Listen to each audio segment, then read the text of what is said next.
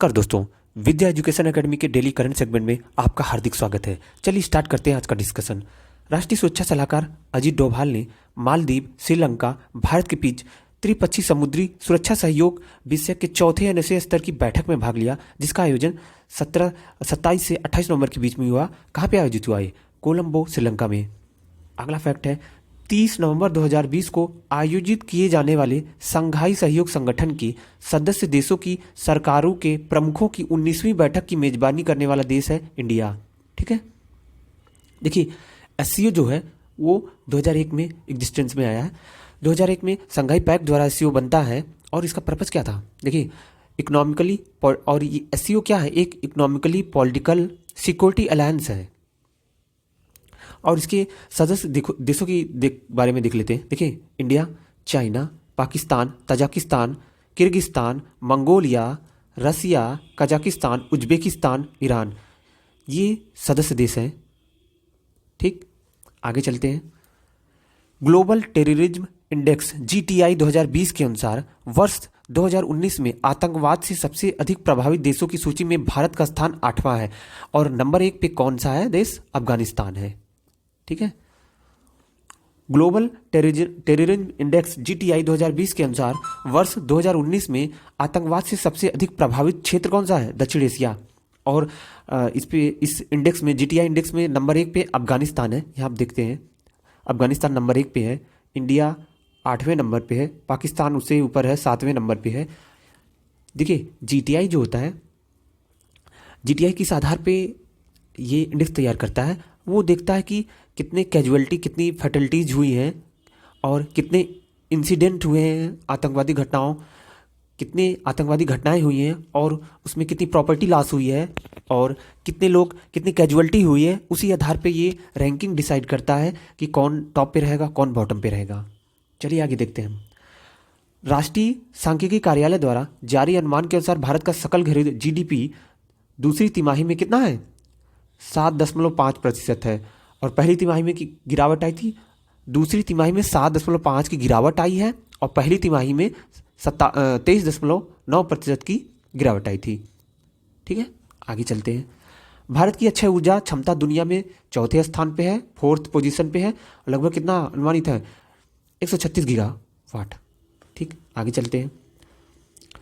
हरित ऊर्जा स्रोतों द्वारा उत्पादित बिजली पर चलने वाली हरित हाइड्रोजन संयंत्र बनाने के लिए भारत सरकार की एक नई योजना है, उसका नाम है राष्ट्रीय हाइड्रोजन ऊर्जा अभियान। अगला fact, the IT revolution in India, ये बुक है, इसके लेखक कौन थे?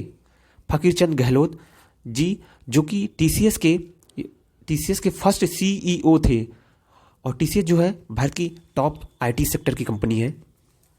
अगला फैक्ट है, विश्व बैंक के पूर्व अध्यक्ष जिन्होंने 1996 के हैविली इंडेब्ड पुअर कंट्रीज इनिशिएटिव का नेतृत्व किया, जेम्स वुल्फ एनोसोन, इनकी मृत्यु हो गई हाल ही में।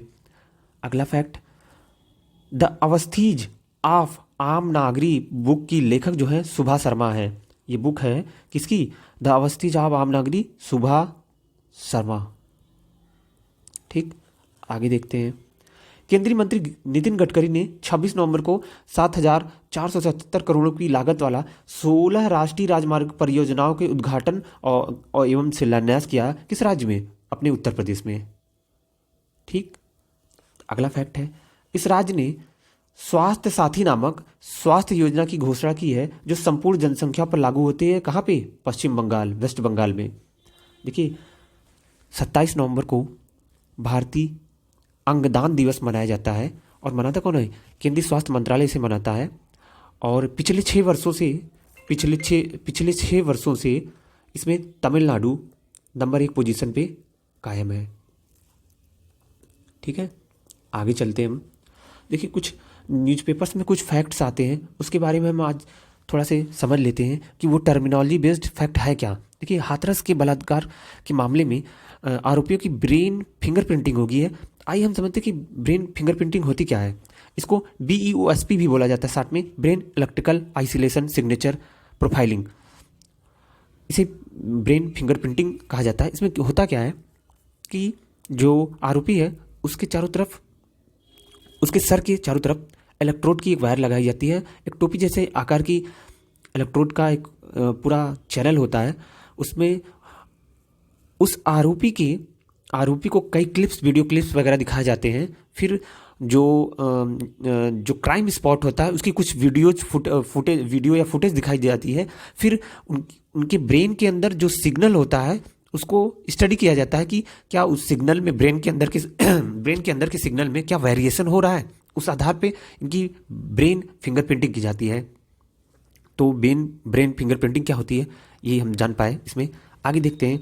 पिछले 4 दिनों से महाराष्ट्र के समुद्र तट पे नीली नीली नीली रोशनी दिख रही है। इसे ब्लू टाइड कहा जाता है। और ये होता क्यों है? देखिए, समुद्र के अंदर कुछ फाइटोप्लैंक्टन्स होते हैं, जिनके अंदर केमिकल रिएक्शन द्वारा लुमिनेसेंट होता है, मतलब लाइट उत्पन्न होती है। ये इसी कारण ये ब्लू टाइड फिनोमेना दिख रहा है, जो कि इस समय काफ़ी चर्चा में है। आज का डिस्कशन के लिए बस इतना ही। Thank you very much.